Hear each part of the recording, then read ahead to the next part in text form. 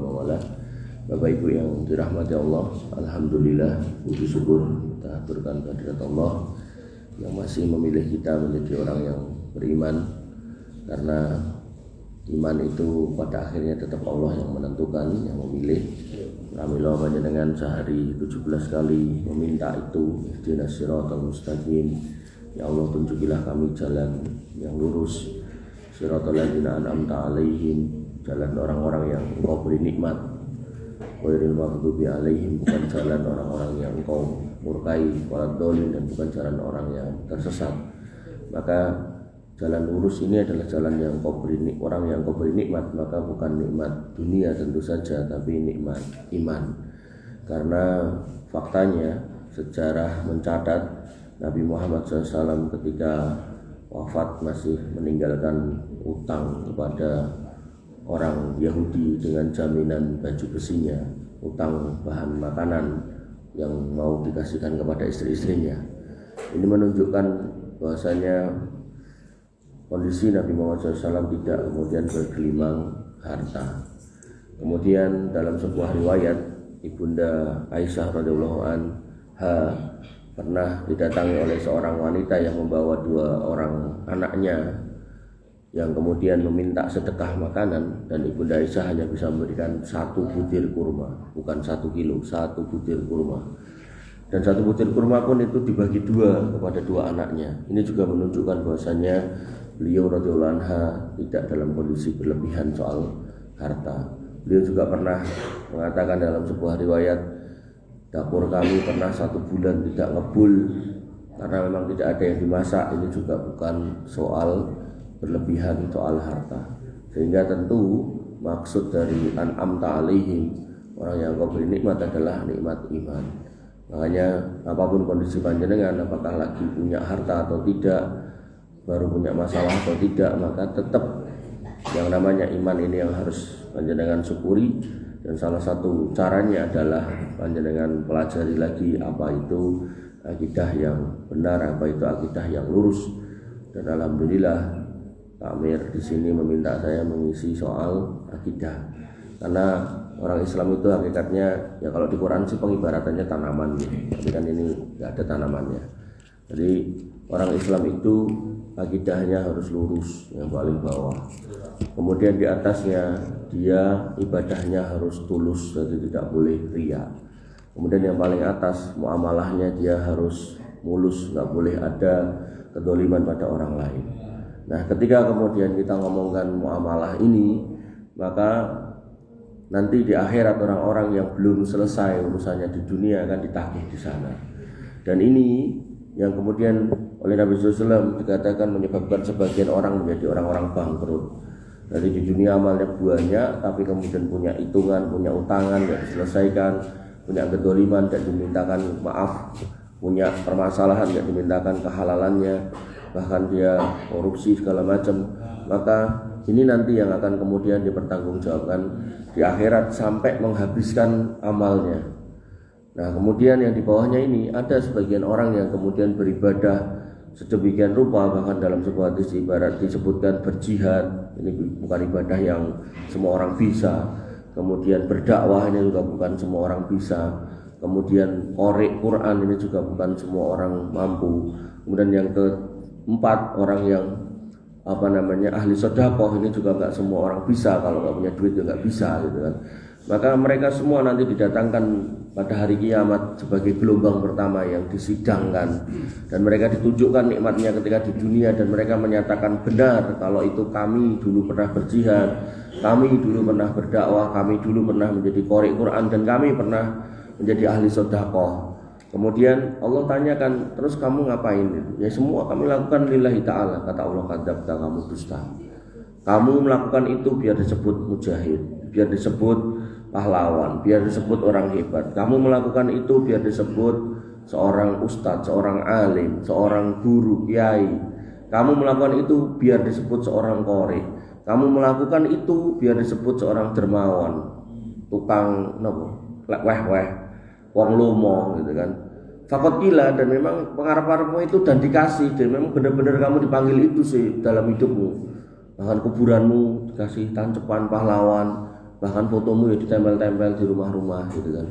Maka kalau emang pengarap-pengarapmu itu, ya kamu udah dikasih gitu kan. Maka kata Allah Subhanahu wa taala pada malaikat, seret dia di atas mukanya dan lemparkan ke neraka.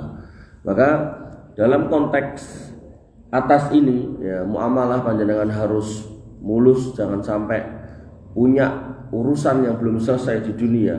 Jadi kalau punya utangan yang sedang dibayar, kalau punya permasalahan sedang diselesaikan gitu kan. Kemudian dalam konteks yang di bawahnya lagi, maka dalam ibadah kita diminta untuk meluruskan niat hanya kepada Allah Subhanahu wa taala. Jangan sampai kemudian kita sudah beribadah puluhan tahun tapi kemudian kita berharap nanti di akhirat panen pahalanya ternyata malah enggak dapat apa-apa. Nah, yang di bawah ini menjadi final, karena ketika kalau yang di atas ini muamalahnya udah benar, di bawah ini ibadahnya juga udah lurus, semua udah aman, tapi kalau akidahnya rusak, kata Allah Subhanahu wa taala, la in asrakta la yahbatana amaluka wa la takunanna minal khosirin. Kalau kamu berbuat kesyirikan, maka semuanya ini tak hapus. Jadi enggak cuman kalau orang ibadah riya ini yang dihapus, misal riya sholat ya sholatnya, puasa riya ya puasanya, hajinya riya ya hajinya. Tapi kalau udah akidahnya yang rusak, dihapus semuanya. Apalagi kalau udah menyangkut kesyirikan. Jadi kalau ini saya tarik itu ambruk. Nah, dalam Quran diibaratkannya akidah yang lurus itu kayak tanaman. Dia akarnya menjulang ke bawah, kuat, kokoh, dan kemudian batang-batangnya itu menjulang ke atas ke langit, kemudian rindang dan bisa menghasilkan buah-buahan. Paling enggak menghasilkan buah ya bisa buat ngiup orang gitu dari panasnya matahari. Maka itulah akidah yang lurus. Bapak Ibu yang dirahmati oleh Allah Subhanahu wa taala, kalau panjenengan masih ingat pada pertemuan yang lalu, sebulan yang lalu tadi, itu asas dari kemunculan akidah yang rusak itu ada 3. Yang pertama apa Pak? Pak? Lali Mas, pas kayak ngantuk. Yang pertama adalah kemunafikan. Pada zaman Nabi SAW orang-orang munafik sudah ada, bahkan suratnya sejak itu sampai hari ini juga masih ada, yaitu surat Al-Munafikun. Kemudian yang kedua, orang-orang yang cinta dunia. Pada waktu itu orang-orang yang cinta dunia ini adalah orang-orang yang kemudian dia mencari dunia dalam urusan-urusan agamanya. Jadi disebutkan atau saya sebutkan pada waktu itu, yaitu dalilnya tentang orang yang dikasih profesi memungut zakat, tapi kemudian dia berani datang kepada Nabi SAW dan mengatakan, ya Rasul, ini zakat dari kaum itu dan ini hadiah dari mereka untuk saya. Ini kalau bahasa sekarang namanya gratifikasi. Dan Nabi SAW mengatakan, loh, kowe nek ning omahe pakmu ora mbokmu apa kira-kira kowe entuk kuwi gitu kan. Kata orang itu, enggak ya Rasul. Ya wes, berarti kuwi hulul gitu. Itu harta hulul. Harta gratifikasi, harta korupsi, enggak boleh, itu haram. Nah, ini hari ini banyak sampai yang terbaru kan, pegawai kementerian yang harusnya menjaga jangan sampai ada judi online malah diopeni ben judi online melaku gitu kan. Nah, hal seperti ini nih yang harus panjenengan cek nggih pada putra-putra panjenengan. Jangan sampai kerjone kita mentereng tapi duitnya kok enggak lazim gitu loh. Artinya kalau misal ASN kan jelas gajinya berapa, pangkat golongan itu gajinya berapa. Kok tiba-tiba pulang nilai IPAE kerjane Jakarta mulai naik Land Cruiser, kan tinggal ditanya, kok wis suatu Land Cruiser di kok ngendi. Dan jangan pernah panjenengan kemudian seneng ketika putra panjenengan membawa sesuatu yang enggak jelas itu. Lebih baik sederhana yang jelas daripada okeh enggak jelas. Apik meneh nek okeh tur jelas gitu kan. Oh ini Pak. Jadi kalau pulang saya nyambi Pak. Kalau pulang kantor saya nyambi bikin website buat perusahaan ini. Akhirnya saya dapat tambahan. Ngoten Pak, itu lebih baik. Nah, kemudian orang ketiga yang menyebabkan rancunya akidah pada zaman itu sampai hari ini yaitu orang-orang bodoh yang dia enggak mau belajar, tapi kemudian yang terjadi adalah dia mempromosikan kebodohannya itu karena berkumpul dengan sesamanya. Makanya para ulama itu punya kalimat burung pemakan bangkai itu ya kumpulnya sama burung pemakan bangkai. Nah, dalam hal ini pada waktu itu muncullah manusia namanya Dzul Khuwaisirah yang dia mengkritik pembagian ghanimah Nabi SAW. Jadi Nabi memberikan ghanimah kepada orang Muhajirin, yang mana orang Muhajirin itu orang yang pindah dari Mekah ke Madinah, yang nggak bawa apa-apa, yang tentunya harusnya dikei lebih banyak. Nah Nabi SAW justru memberi orang Ansor yang memang orang asli Madinah diberi lebih banyak daripada orang Muhajirin. Nah Dzul Khuwaisirah ini memprotes Nabi SAW dengan mengatakan I'dil ya Muhammad. Dari bahasanya aja udah nggak ada adab, dari konten isinya menunjukkan dia nggak ada ilmu. Dia mengatakan wahai Muhammad berbuatlah adil itu. Maka Nabi Muhammad SAW pun mengatakan nek aku menungso sing paling adil mbok kon ngono. Lah terus sapa meneh sing arep bisa berbuat adil. Ini menunjukkan statement keras Nabi SAW bahwasanya saya Muhammad Nabi itu berbuat atau melakukan pembagian ini atas petunjuk dari Allah Subhanahu wa taala, dan itu ditegaskan dalam Quran surat An-Najm, wa may yantiqu 'anil hawa in huwa illa wahyu yuha. Bahwasanya Muhammad itu enggak ngomong dengan hawa nafsunya, tapi itu kan wahyu yang disampaikannya. Kok malah mbok kritik kayak gitu kan. Nah, Dzul Khuwaisirah pun juga enggak ada riwayat dia minta maaf, enggak ada. Langsung melipir lunga, dan kemudian seorang sahabat menawarkan diri, ya Rasul izinkan saya untuk memenggal kepalanya. Kata Nabi SAW mengatakan enggak, dia masih orang yang sholat gitu. Jadi orang dableknya kalau ngopo kalau sholat itu masih dihormati dalam Islam. Nah maka Nabi pun mengingatkan nanti akan keluar dari tulang punggungnya orang-orang yang sufahaul ahlam, pemikirannya itu cetek gitu kan, umurnya pendek, maksudnya masih muda-muda. Kemudian mereka beragama seperti panah yang mengenai binatang buruan sampai tembus. Yamruquna din kama yamruqu ar-ramyah minas soid gitu. Bahwasanya agamanya itu melesat kayak anak panah yang kena buruan. Jadi yang dia paham itu enggak ada dalam Islam. Bahkan Islam pun enggak seperti itu citranya. Makanya jenengan akan dapati sebagian orang itu ngajinya tertutup, enggak terbuka gitu kan. Jadi walaupun ditutup neng orang luar boleh ikut apa? Boleh. Karena dulu saya itu pernah ada temen itu, aku pengajian itu tidak omahmu. Begitu dia sudah dekat masjid itu, mulai naik gitu. Pas terus WA saya, nah kok kira teko anu masjidnya ditutup kok, tak kira pengajian khusus. Jadi pengajian itu harusnya dibuka gitu loh. Soal pintunya ditutup pergogen adem ora masalah, tapi terbuka gitu. Nah ini tidak pengajiannya khusus, temanya juga khusus. Yang dipilih gitu. Oleh sebagian ulama itu dikatakan mereka mengambil ayat-ayat tentang orang kafir tapi ditembakkan dengan orang Islam. Makanya akhirnya mereka pun ketika ketemu dengan orang Islam, ketika diucapkan assalamualaikum jawabannya nggih gitu.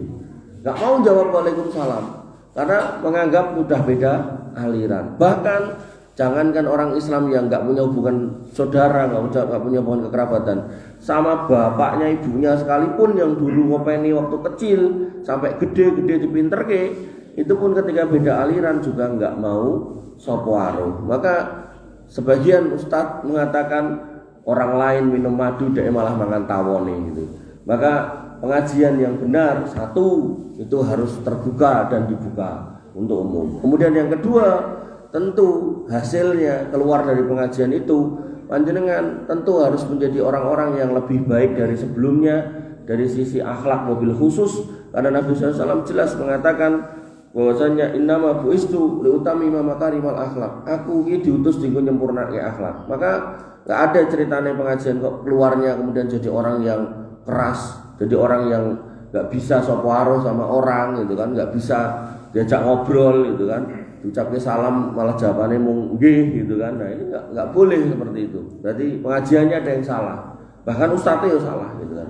Maka hal-hal seperti ini harus hati-hati. Dan benar-benar terjadi Pak, 4 orang anak muda mendownload sebuah kitab yang berisi tentang jihad, diwoco-woco dhewe, dipelajari dhewe, dipaham-pahami dhewe, dirumus-rumuske dhewe.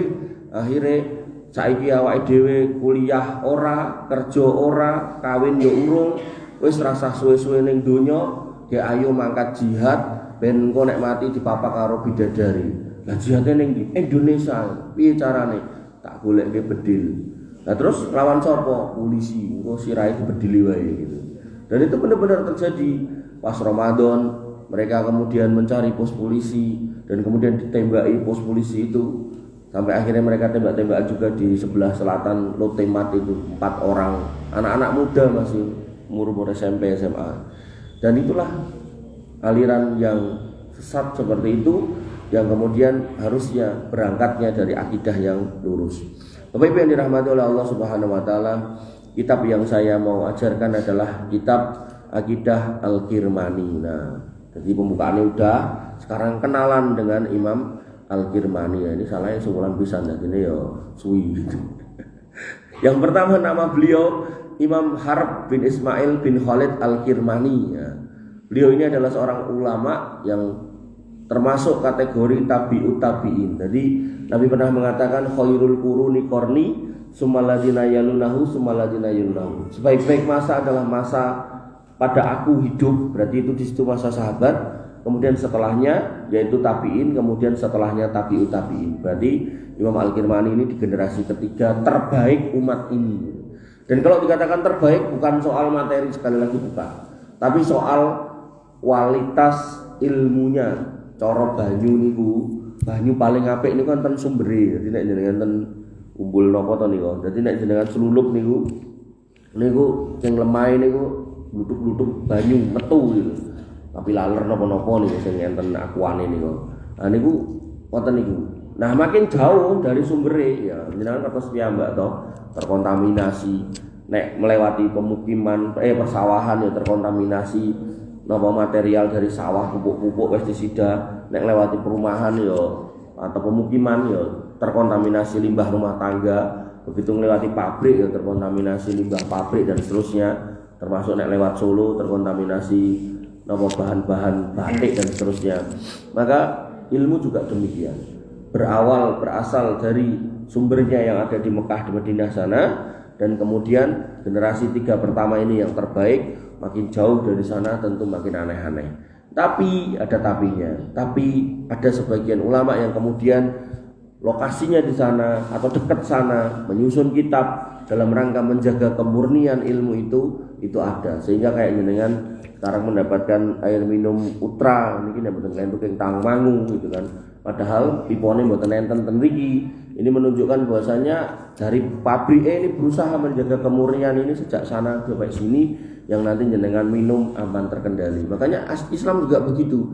Ketika jenengan kembalikan kepada 3 generasi ini, maka Nabi menjamin itu kualitas keilmuannya masih baik dan masih terkendali. Bapak Ibu yang dirahmati oleh Allah Subhanahu wa taala, Imam Al-Kirmani, nama panjangnya Harb bin Ismail bin Khalid bin Yazid bin Asid bin Abdillah Al-Kirmani. Saya tadi nyari biodata orang tuanya nggak dapat, jadi emang beliau juga nggak terlalu banyak memperkenalkan orang tuanya. Nah, yang saya dapat malah guru-guru beliau. Yang pertama adalah Imam Ahmad bin Hambal. Ini adalah pemimpin madhab Hambali. Dan Imam Ahmad bin Hambal ini juga punya kitab akidah namanya Usulus Sunnah. Dan kitab akidah Usulus Sunnah dibandingkan dengan kitab akidah As-Sunnahnya Imam Al-Kirmani lebih tebal Imam Al-Kirmani. Kenapa? Karena pada masa Imam Al-Kirmani permasalahan lebih banyak dan lebih kompleks. Jadi Imam Ahmad bin Hambal itu kitabnya saya lupa berapa poin, tapi mungkin sekitar 20-an, sedangkan ini bisa sampai 50-an poin. Dan beliau di kitab akidah Imam Al-Kirmani ini beliau membahas aliran-aliran sesat banyak banget. Sedangkan di dalam kitab Imam Ahmad itu cuma nyinggung-nyinggung tok gitu. Jadi prinsip-prinsip orang yang punya prinsip gini salah, orang yang prinsip gini salah gitu. Kemudian yang kedua, ulama atau guru beliau yaitu Yahya bin Ma'in. Yahya bin Ma'in adalah seorang ahli hadis terkenal dan ini ulama. Jadi kalau di kalangan kami para penuntut ilmu itu sering kita dengar nama Yahya bin Ma'in. Dan Yahya bin Ma'in membantu membentuk pemahaman Harb bin Ismail Al-Kirmani tentang metode verifikasi dan kredibilitas hadis. Kemudian guru yang ketiga yaitu Ishaq bin Rohawaih, yaitu Ishaq bin Ibrahim Al-Handoli. Nah, dia adalah seorang ahli hadis dan ahli fikih. Jadi akidahnya Imam Al-Kirmani dan fikihnya terbentuk dari Imam Ahmad, ilmu hadisnya terbentuk dari Yahya bin Ma'in, kemudian ilmu hadis dan fikihnya terbentuk dari Ishaq bin Rohawaih. Kemudian ada lagi Ali bin Al-Madini, yaitu ulama besar dalam ilmu hadis dan murid dari banyak perawi hadis senior. Dan kemudian Imam Al-Kirmani mengarang beberapa kitab. Yang pertama kitab As-Sunnah. Itu yang insya Allah nanti saya bawakan. Mungkin bawakannya bulan depan lagi gitu. Nah, maka kemudian yang kedua, beliau juga mengarang kitab Masail Al-Harb. Masail Al-Harb di sini yaitu kitab semacam kitab fikih yang isinya tanya jawab. Kalau di NU itu Bahsul Masail gitu. Kalau di Muhammadiyah kumpulan fatwa Majelis Tarjih ya kayak gitu-gitu. Nah, atau kalau di MUI ya kumpulan fatwa-fatwa MUI gitu. Nah, kemudian yang ketiga yaitu kitab Al-I'tiqad yang berisi tentang poin-poin akidah juga, jadi hampir mirip dengan yang di atas yaitu As-Sunnah. Cuma bedanya kalau As-Sunnah itu nanti menyebutkan kelompok-kelompok sesat itu siapa saja gitu kan, disebutkan Pak gitu. Tapi disebutkan umumnya, nama umumnya. Nanti nek soal kemudian di satu negeri itu ganti baju yaitu tinggal penjabarannya. Nek intinya sama ya berarti sama walaupun ganti casing gitu kan. Ayam walaupun ganti nama entah KFC, entah McD, entah apa ya jenenge tetap ayam gitu. Maka jasa-jasa beliau dalam Islam yang pertama mempertahankan dan menyebarkan akidah Ahlussunnah wal Jamaah melalui karya-karya beliau yaitu kitab As-Sunnah, dan Imam Al-Kirmani membantu memperkuat dan memperjelas akidah Ahlussunnah wal Jamaah. Kemudian dalam perkembangan ilmu hadis beliau juga ikut memverifikasi perawi-perawi hadis. Jadi hadis itu ketika datang dari Nabi SAW itu segenah bener kabeh. Nah begitu kemudian masuk sepeninggal Nabi SAW, sebagian orang punya kepentingan pengen mempertahankan kekuasaannya, terus akhirnya datanglah penjilat-penjilat yang kemudian merumuskan hadis-hadis palsu. Ada orang yang pengen melariskan dagangannya, datanglah orang-orang yang kemudian merumuskan hadis-hadis palsu. Sampai gitu kan. Saya belum pernah baca hadisnya, tapi saya pernah dengar ada seorang ustadz tuh menyampaikan ada sebuah hadis palsu itu bunyinya gini. Al-basdinjanu sifaun min kulli da'in. Basdinjan itu terong obat segala macam penyakit. Soalnya dia itu dodolan terong gitu kan. Nah, sampai orang tuh melakukan seperti itu. Sedangkan yang terjadi Nabi SAW mengingatkan, man kadzdzaba alayya muta'ammidan falyatabawa maq'adahu minan nar. Siapa yang kemudian berdusta atas namaku, maka hati-hati, nanti siap-siap duduk di neraka. Dan ini kayak kasus Haul Solo itu kenapa kok rame neraka karu-karuan? Karena dalam iklannya itu sampai dikatakan orang yang datang ke Haul Solo nggak mungkin jadi kere, mungkin. Kenapa? Karena yang dihauli ini Menteri Keuangannya Allah loh coba. Andai saya misal ngaku sama jenengan saya wakil Menteri Pendidikannya Pak Prabowo, jenengan mesti kok pas ning kae ra diceluk, ning Magelang kok ora enek, rupamu kok ora enek Mas gitu kan. Atau mungkin jenengan akan tanya video disumpahi mana, atau mungkin SK-nya mana kan gitu. Wong nek urusan dunia aja jenengan pengen memverifikasi orang sedemikian banyak pertanyaan. Kenapa kok kalau ada orang ngomong kayak gitu jenengan diem aja? Kenapa enggak kemudian bertanya? Termasuk ada orang yang mengatakan, "Us pokoknya anggar melu Mama Gufron aman, wong dhek siap menjadi penjaga gawang neraka untuk jenengan" gitu kan. Nah, hal-hal seperti ini kan harus diverifikasi. Karena memang banyak orang yang kemudian ngomong waton yang ujungnya mung pengen entuk donya gitu loh. Makanya kenapa itu disobio-sobio kuburan sedemikian rupa? Karena sebelahnya ada kotak infak yang gede nih kayak terbelah gitu loh. Begitu orang ke situ masukkan duit, begitu selesai dibuka, gawak ke karung orang mung 1 sampai 8 sampai 10 kebak duit Pak. Itu bisnis terselubung dodolan kuburan keramat. Yang itu lingkaran setan, enggak cuman yang dikubur atau sekitar kubure, travel yo ento, kemudian ustaz-ustaz sing atau kiai-kiai sing dadi tour guide yo dapat gitu kan. Termasuk bakul-bakul sing dodol sekitarnya dapat semua gitu. Dan itulah parahnya kita. Makanya tadi di depan saya bilang an'amta alaihim, nikmat itu bukan soal dunia, tapi soal akidah yang lurus, soal iman yang benar. Tapi nek ngomong ke dunia terus kemudian itu linier dengan nikmat, lah kudune wong sing paling selamat itu korun. Korun itu kunci gudangnya nggak bisa diangkat sama satu orang, ya tenggelam ke perut bumi.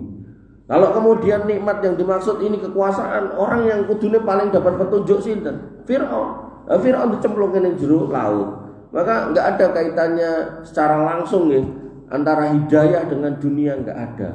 Kalau panjenengan akidah lurus kok dikei donya, alhamdulillah. Nek ora ya tetap alhamdulillah gitu kan. Makanya zaman dulu ada Ibnu Hajar Al-Asqalani, beliau seorang ulama ahli hadis dan kemudian beliau diangkat oleh penguasa menjadi hakim. Beliau berpakaian mewah, numpak kereta kuda mewah, termasuk ada pengawalnya. Nek saiki yo forader gitu kan. Dicegat sama orang Yahudi yang miskin, yang kere, dicegat. Imam, apakah kamu nggak tahu kalau Nabi Muhammad itu mengatakan kalau ad-dunya sijnul mukmin wa jannatul kafir? Nek donya kuwi penjarane wong iman, kemudian surgane wong kafir. Kok saiki nih, hari ini jenengan iki kaya ning surga, aku kaya ning penjara gitu kan. Walik iki gitu kan. Protes dia. Maka seorang ulama, jenenge ulama, apalagi pinter, begitu ditanya gitu yo tidak mumet gitu kan. Tapi beliau menjelaskan dengan kalimat yang sangat indah, "Heh wong Yahudi, tak ngerti. Nek kowe nganggep aku saiki kaya ning surga, tak kandhani. Sok mben surgaku luweh apik tinimbang iki. Nek kowe saiki nganggep kaya ning penjara, tak kandhani. Sok mben ning neraka kowe luweh rekoso tinimbang iki." Akhirnya yang terjadi dia pun masuk Islam karena diberikan penjelasan yang masuk akal dan tidak bertentangan dengan hadis Nabi SAW. Sehingga panjenengan yang hari ini ngapunten dikai donya dan sumbernya halal, maka alhamdulillah itu barokah. Tapi nek hari ini jenengan dikai donya sumbernya haram, nggih ngapunten dhisik gitu kan, mangersi iriye. Jangan sampai itu jenengan anggap nikmat. Makanya orang-orang sing berhasil korupsi itu selalu ngomongnya apa? Alhamdulillah. Terus tinggu munggah kaji, tinggu umroh, tinggu sedekah, bangun masjid gitu loh. Bahkan sebagian bangun pesantren, dan itu benar bangun pesantren. Jadi habis datang ke daerah Sumatera bangun pesantren, pulang dari situ tangkap KPK gitu kan, coba. Maka nggak ada Pak rumusnya. Makanya Nabi mengatakan innallaha thayyibun la yaqbalu illa thayyiban. Allah itu Rabb yang maha baik dan gak sudi nerima amal kalau sumbernya gak dari sumber yang baik.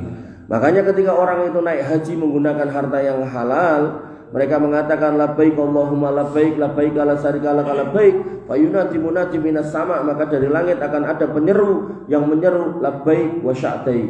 Selamat datang dan kegembiraan buat kamu yang sedang datang. Tapi sebaliknya ketika ada orang yang datang dengan membawa harta haram, membawa harta-harta yang penuh syubhat, hasil jualan minuman keras dan seterusnya, atau korupsi dan seterusnya, maka penyeru dari langit mengatakan apa? La labbaik wa la sya'daik. Enggak ada kegembiraan buat kamu dan enggak ada labbaik-labbaikan buat kamu. Wes kono lah, raguno hajimu gitu.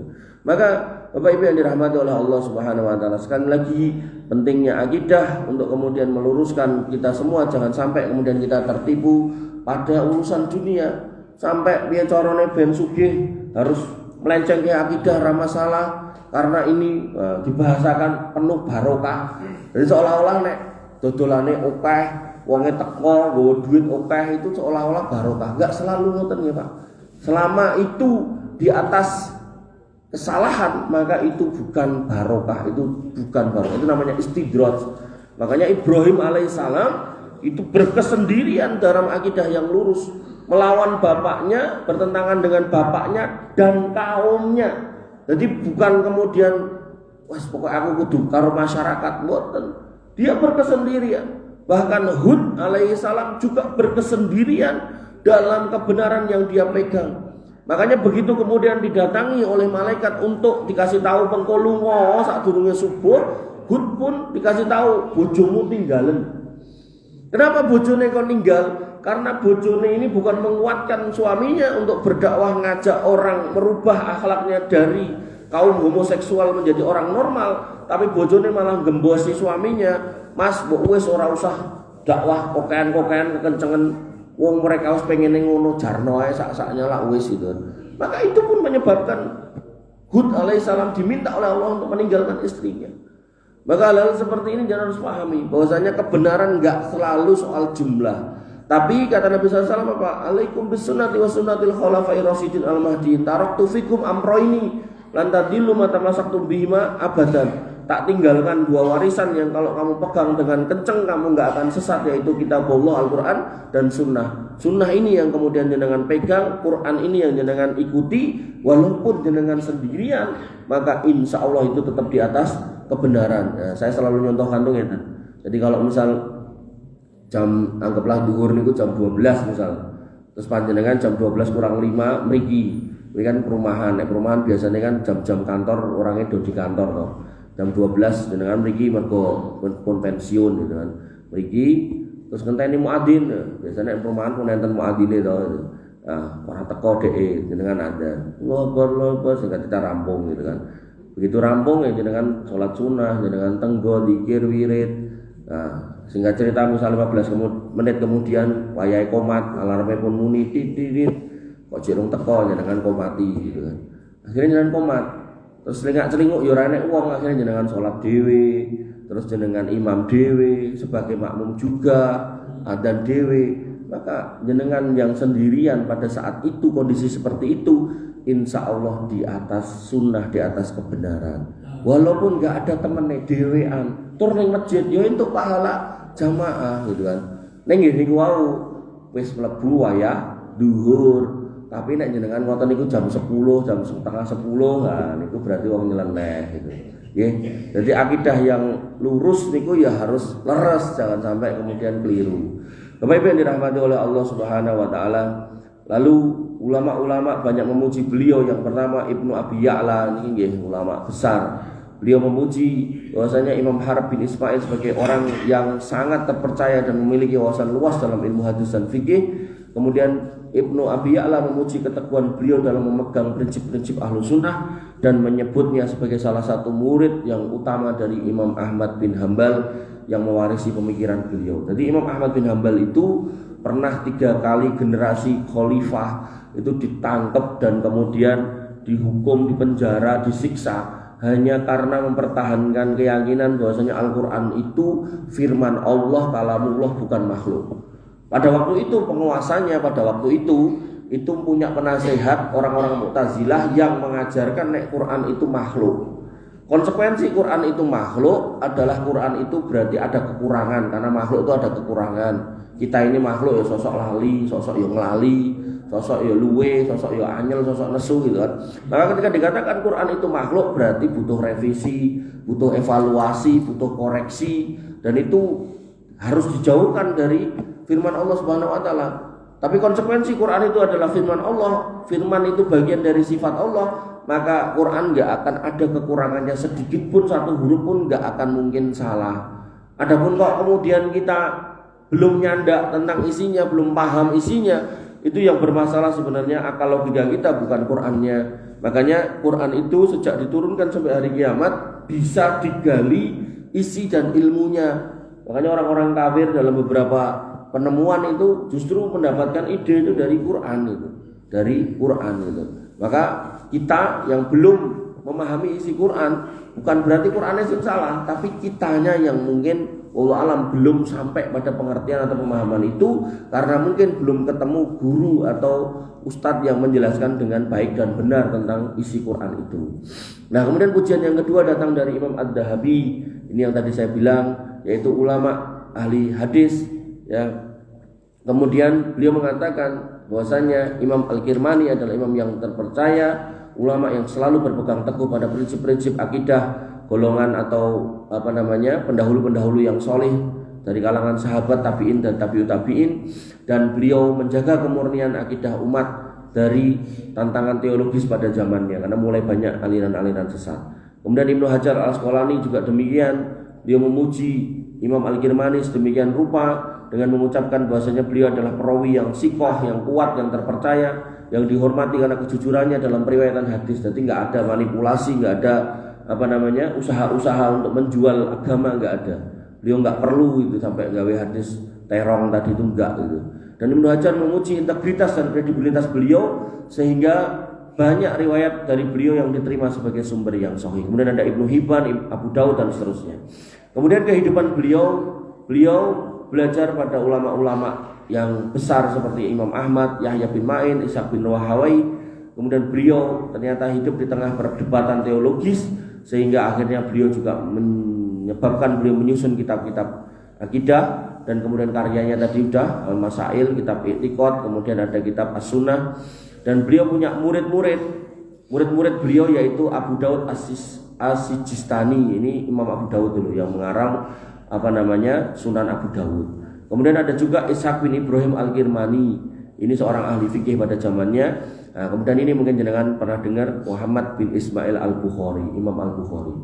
Jadi nanti pas kitab akidah Imam Al-Bukhari itu luwih mantep meneh. Kitabnya cuma tipis, tapi beliau di awal kalimat mengatakan saya ketemu 1000 orang guru. Dan dari 1000 orang itu mereka sepakat tentang poin-poin ini. 1, 2, 3, 4, 5, 6, 7, 10. Kalau nggak salah 10 poin. Itu lebih tipis lagi. Tapi itu kesepakatan dari 1000 orang guru. Jadi kebayang Imam Al-Bukhari itu bergurunya sama ribuan orang. Dari ribuan diambil 1000 punya kesepakatan soal akidah ini. Kemudian ada Abu Bakar Al-Khalal, kemudian ada ini Ibnu Abi Hatim Ar-Razi. Ini nanti ada kitab akidah Ar-Raziyani.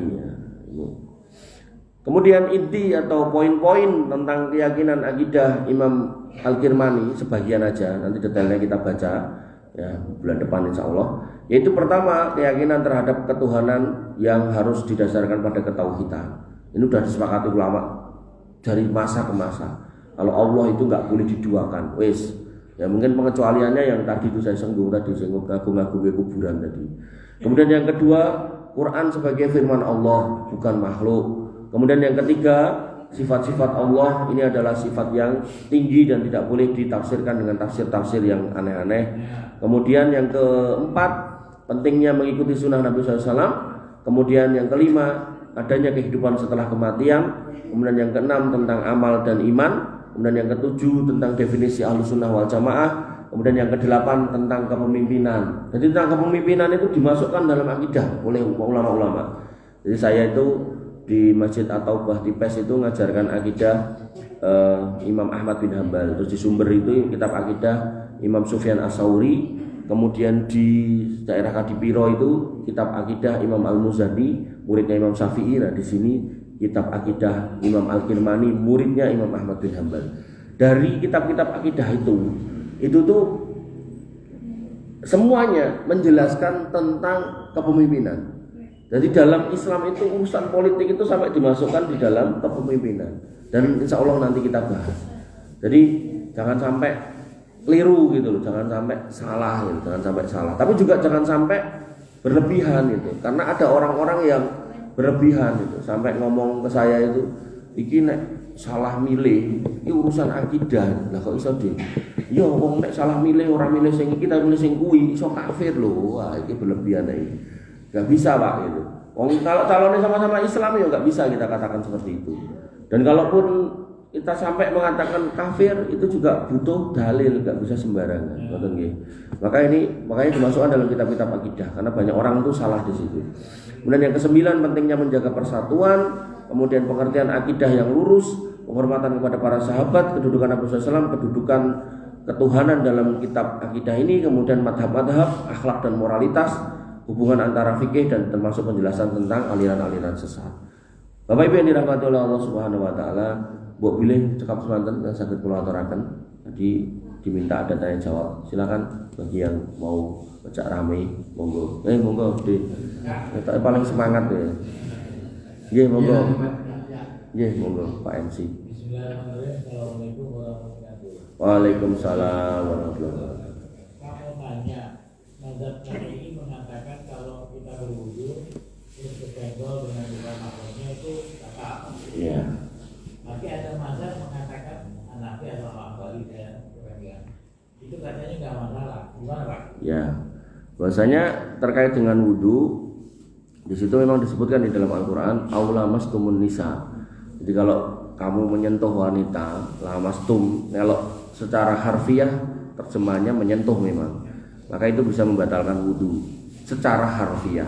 Tapi kalau dikembalikan kepada kebiasaan orang Arab menggunakan kata lamastum itu bukan menyentuh tapi menggauli.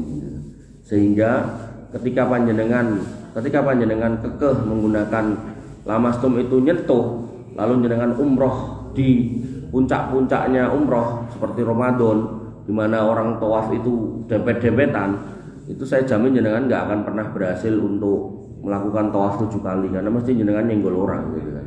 Dan kalau umroh itu sebagaimana jenengan bisa lihat di TV atau mungkin jenengan yang pernah ke sana, itu kan nggak dipisah antara laki-laki dan perempuan. Sehingga wallahu alam kalau yang saya pahami lamastum di situ adalah satu menggauli artinya hubungan badan, atau kemudian yang kedua menyentuh tapi dengan syahwat gitu kan. Nah ini yang kemudian berpotensi atau bisa membatalkan wudu kalau dalam konteks ayat itu. Tapi kalau yang hakul yakin membatalkan wudu tanpa ada perdebatan, yaitu keluarnya sesuatu dari dua lubang yang bawah, apakah dari depannya atau belakangnya, apakah itu berupa angin ataukah berupa cairan ataukah berupa padatan, baik yang berwarna bening, kuning maupun merah, maka itu berpotensi membatalkan wudu gitu kan. Nah itu yang clear, nggak ada perdebatan di situ, insya Allah malah itu. Tapi kalau yang tadi itu, ya, itu kurang tepat kalau dikembalikan kepada makna secara bahasa, dan kalau dipraktekkan di Mekah sana ketika panjenengan umroh tawaf itu susah, jangan mesti akan kesenggol orang, karena orang tawaf itu kan nyampur aduk, dan puncak ketika rame-ramenya itu Ramadan atau pas musim-musim haji itu benar-benar 2 meter gak karu-karuan. Jadi itu akan mempersulit kita, padahal Nabi mengatakan innamad dinu yusrun, yang namanya agama itu mudah. Yasiru wala tu'asiru, mudahkan jangan dipersulit. Pilih mengatakan monggo enten malih. Pun Ibu ada? oh ibu. Monggo Ibu. Ada pertanyaan. Rapayu. Monggo Pak. Nggih, oh nggih. Kalau dari silsilah Imam Al-Kirmani itu dengan Nabi Muhammad ada enggak? Saya tidak mendapatkan ada hubungannya dengan Nabi Muhammad SAW, karena namanya tadi nggak ada nasab yang kembali kepada Nabi Muhammad SAW. Tapi coba nanti saya cari lagi. Dah itu toh, dan jadi kadang tuh kadang ada sebagian orang itu pokoknya bener gini anggar keturunannya Nabi. Nah, ada orang-orang yang punya pendapat seperti itu. Padahal ketika kita ngomongkan Ahlul Bait, panjenengan akan dapati bagaimana paman Nabi SAW yang namanya Abu Thalib nggak mau beriman. Satu. Kemudian yang kedua ada pamannya lagi, yaitu Abu Jahal, Abu Lahab, itu masih paman, itu juga nggak beriman. Kemudian dalam kasus pernah di Madinah itu ada seorang wanita yang namanya Fatimah, kebetulan namanya Fatimah, anak pembesar di kaum itu, yang mana Fatimah ini mencuri. Nah, kemudian Nabi SAW punya cucu kesayangan, tapi bukan cucu secara nasab, namanya Usamah bin Zaid. Jadi bapaknya Usamah bin Zaid yaitu Zaid bin Harisah, ini anak angkat Nabi SAW. Terus punya anak Usamah bin Zaid. Nabi sayang sama bapaknya, sama anaknya bapaknya si Usamah, berarti Usamah, yaitu tambah sayang lagi, sampai orang itu menyebut Usamah bin Zaid itu sebagai ibu Rasulullah SAW, kesayangan, kecintaan Nabi SAW. Nah, begitu si Fatimah anak pembesar kaum pada waktu itu ketangkep mencuri dan akan dipotong tangan. Itu pembesar keluarganya itu heboh, oh sok anake wong terpandang kok diketok tangannya terus piye kayak wedok meneh gitu kan. Nah coba goleki Usamah, cari Usamah, kemudian ditembusi. Dia pengen Usamah ini melobi Nabi. Jadi melobi itu zaman dulu udah ada. Jadi nggak cuma nenggon komisi 1, komisi 2 gitu. Zaman dulu udah ada melobi Nabi SAW. Lobby. Nah, kemudian harapannya agar ada dispensasi pada si Fatimah ini. Nah, Usamah bin Zaid ngomong, dan begitu minta waktu yo, namanya ini kesayangan ya mesti dikasih waktu. Nah, begitu dikasih waktu ngomong, ya Rasul gini. Nabi itu mukanya langsung berubah, dan Nabi langsung mengatakan, lau anna, sekiranya Fatimah binta Muhammad, nek sing nyolong kowe ora Fatimah kae, ning Fatimah anake Muhammad, berarti kan anak beliau gitu kan. Lah kotok tuh ya dah, aku dhewe sing ngetok tangane gitu. Ini menunjukkan bahwasanya Fatimah binti Muhammad tidak maksum, punya potensi salah. Walaupun beliau SAW sebagai bapaknya akan berusaha untuk menjaga anaknya jangan sampai salah. Kemudian dalam kisah awal-awal dakwah Nabi SAW ketika mengumpulkan kaumnya di salah satu pegunungan di Mekah, itu mengumpulkan Bani Quraisy, orang-orang Quraisy, dan kemudian dikatakan, ya Sofiyah, wahai Sofiyah, ammati Rasulullah SAW, bibinya Nabi SAW, ya salimi, mintalah apapun dari aku, tapi aku nggak bisa melindungi kamu di akhirat nanti gitu. Kemudian wahai Fatimah, minta apapun dari aku tak kasih. Tapi aku juga nggak bisa melindungi kamu di akhirat nanti. Ini menunjukkan bahwasanya keluarga Nabi SAW sekalipun kalau kemudian tidak sesuai dengan koridor atau kaidah yang benar, itu tidak menjadi garansi kalau mereka pasti harus diikuti gitu.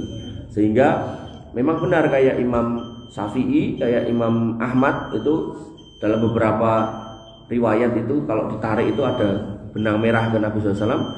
Tapi dalam kasus Imam Al-Kirmani saya belum tahu, nanti saya cari tahu. Tapi ala kulli hal ketika itu pun tidak ada, maka kita lihat dalilnya.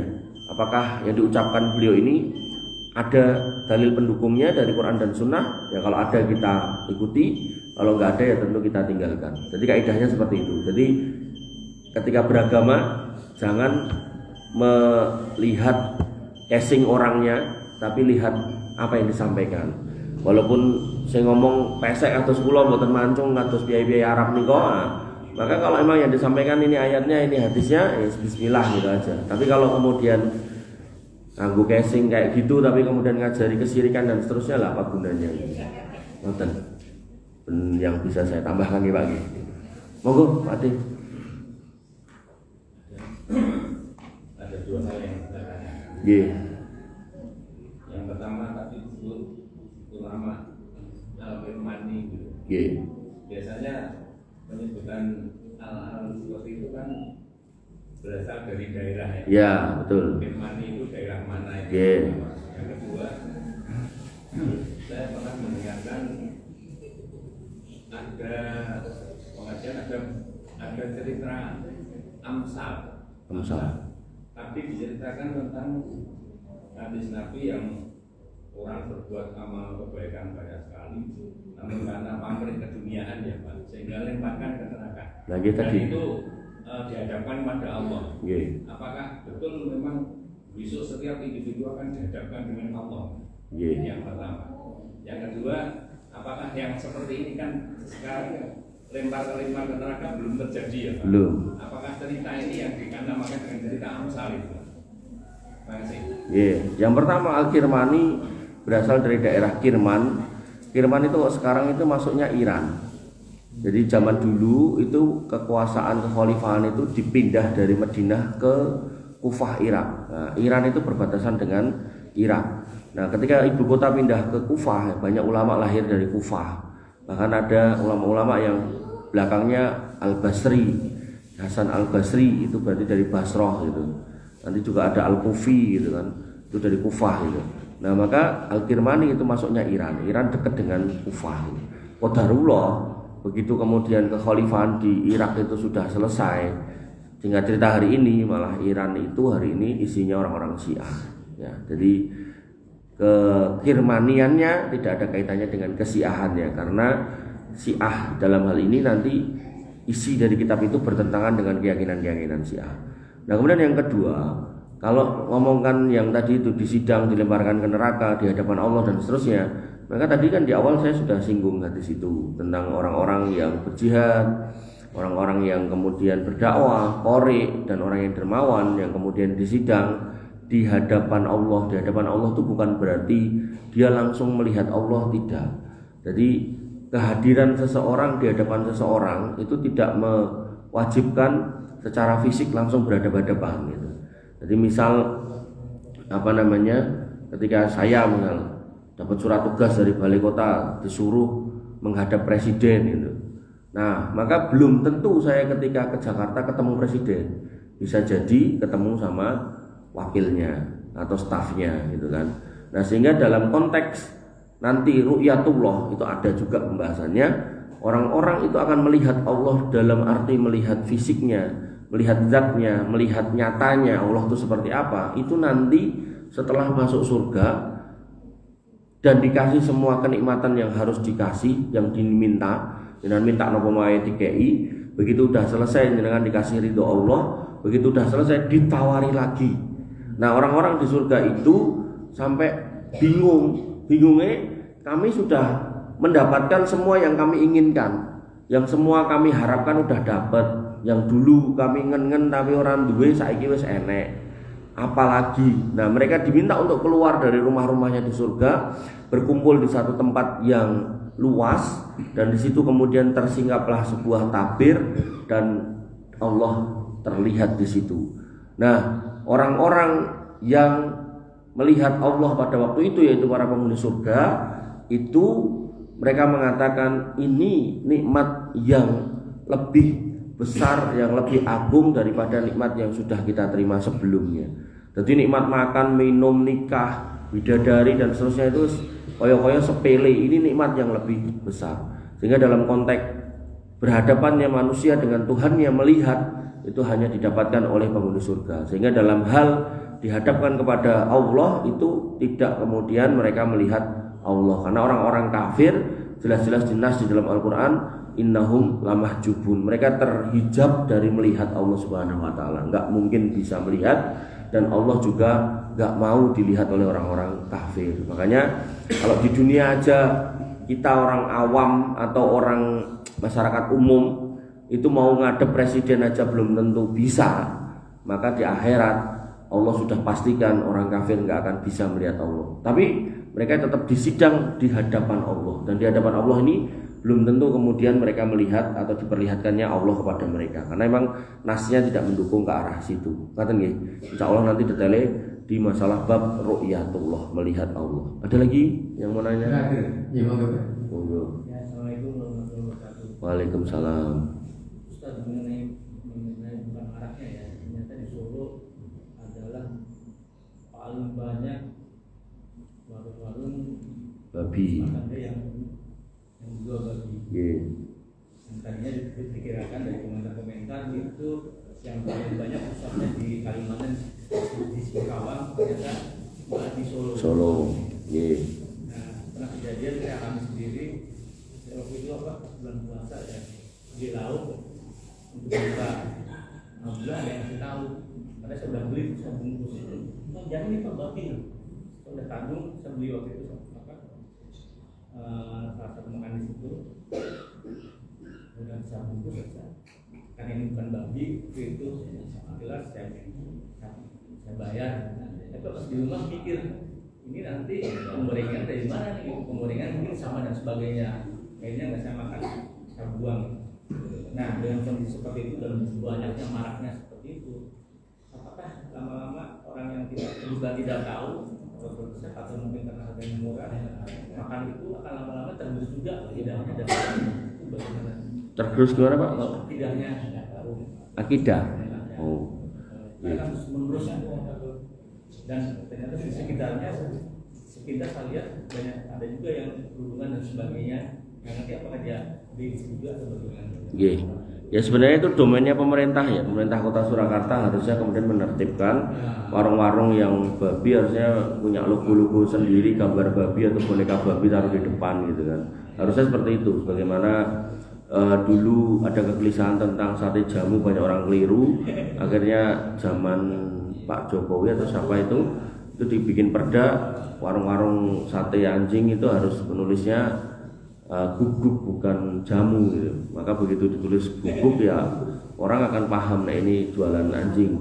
Harusnya kalau dari sisi penertibannya harusnya seperti itu.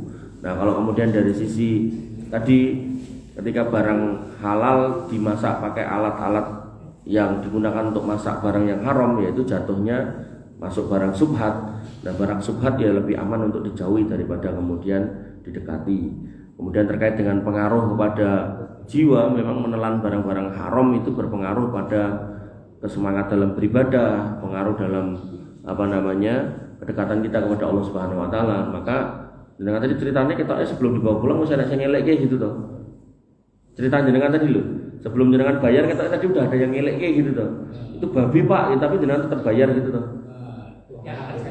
Yang akan saya beli, akhirnya saya ngindari yang babi, yang bukan babi saya beli. Jadi tetap di warung yang sama. Iya, oh, berarti jenengan bawa pulangnya bukan babi jane. Bukan. Oh, ya kalau itu yang terjadi ya tetap harusnya jenengan nggak usah beli gitu. Yang mikir aja itu ini awas. Nggak boleh.